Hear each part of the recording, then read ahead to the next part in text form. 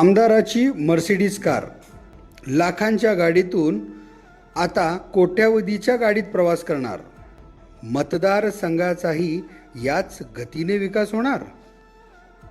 आज शहरात सर्वत्र अवघे आमदारकीचा 1 वर्षाचाही कार्यकाळ पूर्ण न झालेले आमदार देवेंद्रदादा कोठे यांनी घेतलेल्या कोट्यावधीची कार याचीच चर्चा आहे. सर्वप्रथम त्यांच्या या प्रगतीस पनाह परिवाराच्या वतीने खूप खूप शुभेच्छा. लाखो मतदारांनी अनेक इच्छा आणि अपेक्षांची पूर्तता होणेकामी आमदार देवेंद्रदादा कोठे यांना भरभरून साथ दिली.